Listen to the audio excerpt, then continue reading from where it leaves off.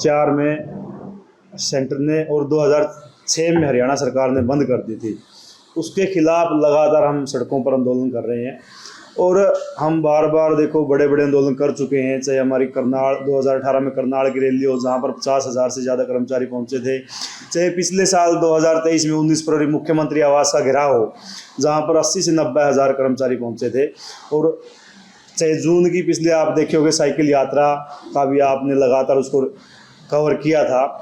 1400 kilometre की यात्रा हमने साइकिल यात्रा निकाली थी। जन जन तक हमने संदेश दिया था कि हमारे साथ जो शोषण हो रहा है। आज एनपीएस के तहत है क्या कि कर्मचारी का पैसा 10% उसकी पे का, 14% सरकार एक आम जन के टैक्स का पैसा निजी कंपनियों को लुटा रही है, शेयर मार्केट में लगा रही है। अब आपने देखा होगा कि युद्ध रूस और यूक्रेन का होता है और पैसा हरियाणा के कर्मचारियों का घटता है। गोली ट्रंप पर चलती है, पैसा हरियाणा के कर्मचारियों का घटता है। यानी देश विदेश की घटनाएं अगर वित्त मंत्री को छींक भी आ जाए तो नुकसान हरियाणा के कर्मचारियों का हो रहा है। इसके खिलाफ हम लगातार आंदोलन कर रहे हैं और आज जो हम 28 जून से हमने आक्रोश मार्च शुरू किए हैं, लगभग हमारे 18 जिलों के आक्रोश मार्च हम निकाल चुके हैं। कल कैथल का आक्रोश मार्च है और 11 अगस्त को फतेहाबाद में आक्रोश मार्च निकाल रहे हैं।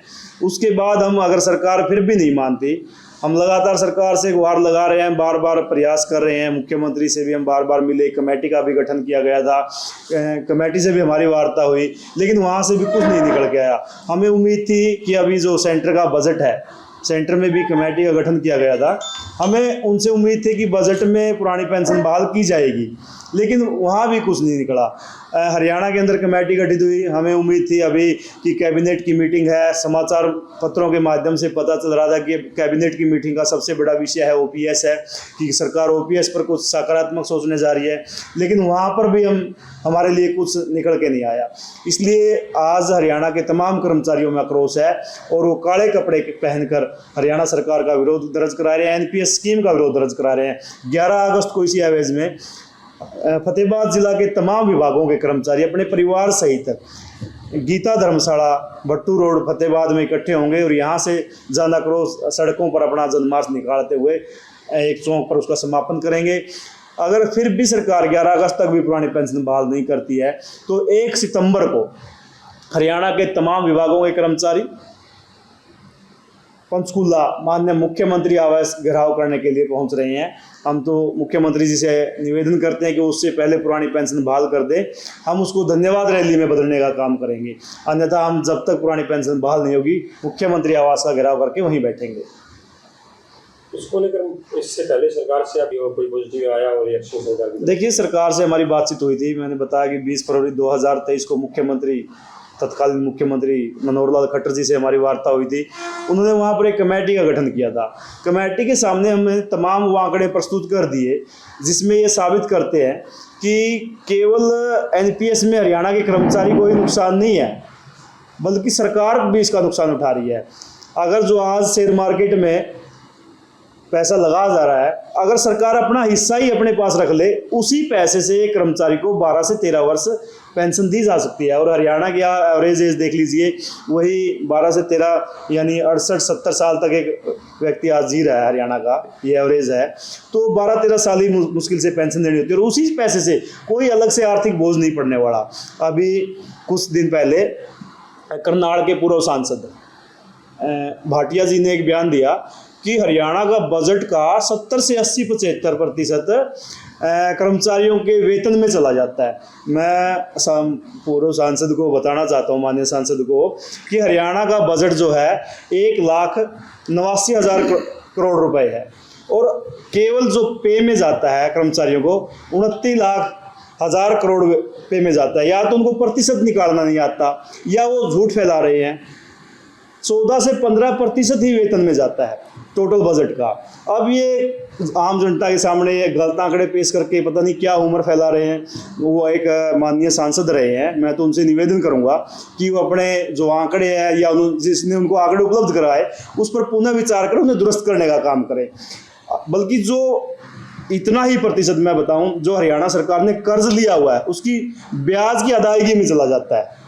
जो सांसदों को, विधायकों को, मुख्यमंत्रियों को जो सुविधाएं देने के लिए सरकार कर्ज लेती है, अभी मैं खबर पढ़ रहा था एक दिन पहले कि हरियाणा के मंत्रियों को फॉर्च्यूनर गाड़ियां दी जाएगी, उसके लिए बजट अलॉट किया गया है। वहाँ पर वो बोझ दिखाई नहीं देता, और एक कर्मचारी जो अपने जीवन के 25 से 30 साल विभाग को दे देता है और उसका बोझ दिखाई दे रहा है। और आप बताऊं, मैं जो हमारे कर्मचारी रिटायर्ड हो रहे हैं उनकी दुर्दशा ऐसी है कि अभी जो हाल फिलहाल में रिटायर्ड हुए 700, 1500, 1200 ये पेंशन बढ़ रही है। आज जो चीफ जस्टिस है उनका बयान देखिए, एक जज रिटायर्ड हुए 8000 पेंशन। चीफ जस्टिस सरकार से अपील कर रहे हैं कि इस बारे में विचार कीजिए, ये बड़ी दयनीय स्थिति है। तो इस चीज़ पर जब चीफ जस्टिस तक ये कर रहे हैं तो सरकार को विचार करना चाहिए। और ये केवल किसी एक विभाग या किसी वो की बात नहीं है, तमाम कर्मचारियों की, पूरे देश के कर्मचारियों की बात है। और इसमें निश्चित तौर पर देखिए, आप समझिए, जब अंग्रेजों का राज था तब भी पेंशन दी जाती थी। आज तो प्रधानमंत्री जी कहते हैं कि हमारी बिलियन ट्रिलियन आर्थिक इकोनॉमी हो गई है, हम जो मुख्य प्रमुख देश है उनमें हमारी आर्थिक व्यवस्था आती है। आज इस व्यवस्था में तो पेंशन बंद कर दी गई है, और जब ऐसी व्यवस्था नहीं थी तब पेंशन दी जाती थी। तो इसके खिलाफ हमारा चुनाव में भी विरोध रहेगा जी बीजेपी से आपका? देखिए, मैं आपके माध्यम, बड़ा वाजिब सवाल आपने पूछा, और आपके माध्यम से मैं ये क्लियर कर देता हूँ कि हमारा किसी राजनीतिक दल से कोई विरोध नहीं है, किसी राजनीतिक दल से कोई प्रेम नहीं है। हमारा आंदोलन आज 24 स्टेटों में है। पंजाब में कांग्रेस पार्टी बहाल नहीं कर रही थी, हमने उनके खिलाफ आंदोलन चलाया। आम आदमी पार्टी वादा करके आई थी, लेकिन आज वो भी ढील मिल रवैया अपनाए हुए है। हमारा आंदोलन उनके खिलाफ है। हमारा आंदोलन उनके खिलाफ है जो हमारे साथ नहीं, जो हमारे साथ हम उनके साथ है। अभी हमने लोकसभा चुनाव में मजबूरनवश वोट फॉर ओपीएस की मुहिम चलाई। तमाम कर्मचारियों ने हरियाणा प्रदेश के इस मुहिम में हमारा साथ दिया। कोई भी राजनीतिक दल जो हमें विश्वास दिलाएगा कि हम आपकी पुरानी पेंशन बहाल करेंगे आते ही, हम उसके साथ जाने का काम करेंगे। हम तो फिर मुख्यमंत्री से आपके माध्यम से कहना चाहेंगे कि आप बहाल कीजिए, 1 सितंबर को हम इसको धन्यवाद में बदलने का काम करेंगे। हरियाणा कर्मचारी आपका साथ देगा। आप इसे राजनीतिक मुद्दा बढ़ने ही क्यों देते हो? अगर विपक्ष आज इस मुद्दे को उठा रहा है, देखिए संविधान में 2 है, एक पक्ष है, विपक्ष है। विपक्ष का काम है जनता के मुद्दों को उठाना, और सत्ता का काम है उनका बहाल करना। तो आज उनके हाथ में कलम है, मुख्यमंत्री जी बहाल करें इस मुद्दे को।